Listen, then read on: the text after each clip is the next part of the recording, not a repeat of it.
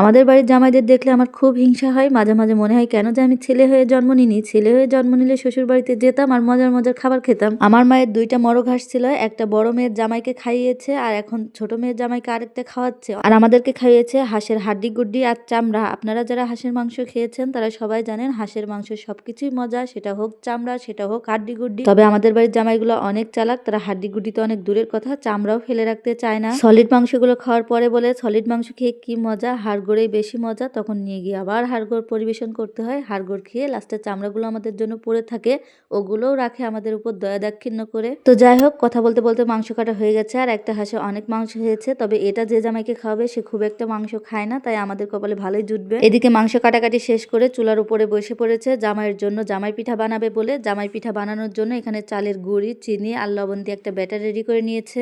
কেউ কেউ জামাই পিঠা বানানোর এই ব্যাটারের মধ্যে ডিমও দিয়ে থাকে, আপনারা চাইলে ডিমও দিতে পারেন। তবে আমাদের বাড়িতে ডিম দেয় না, ডিম ছাড়াই এটা অনেক মোচমোচা হয়।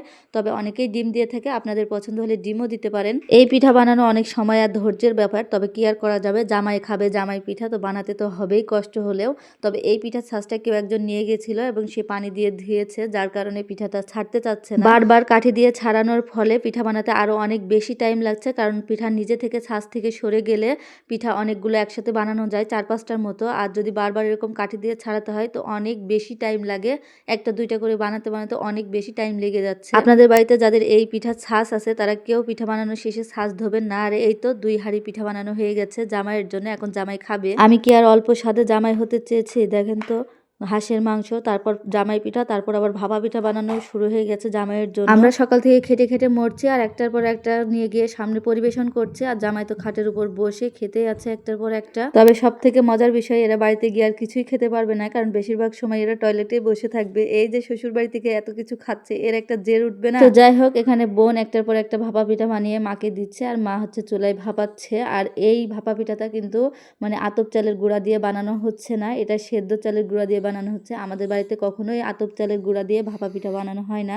সবসময় সেদ্ধ চালের গুঁড়া দিয়েই ভাপা পিঠা বানানো হয়, কারণ সেদ্ধ চালের ভাপা পিঠা অনেক বেশি মজা হয়। আর তার সাথে খেজুরের গুড় তো আর কোনো কথাই নেই। আর এই খেজুরের গুড়টাও কিন্তু বাইরে থেকে কেনা না, আমাদের বাসায় বানানো খেজুরের গুড়। আমাদের খেজুরের গাছ আছে, তো সেটা রস দিয়ে খেজুরের গুড় তৈরি করে বাড়িতে। আর এখন তো ইউটিউব ফেসবুক যেখানেই ঢুকি না কেন শুধু খেজুর গুড় খেজুর গুড় আর খেজুর গুড়। ভাবছি আমরাও খেজুর গুড়ের বিজনেস শুরু করে দেব। তবে যাই হোক, এবছর তো আগে শান্তি করে খেয়ে নিই, কারণ যে পরিমাণ খেজুর গুড় স্টক করেছি সারা বছর ধরে খাবো।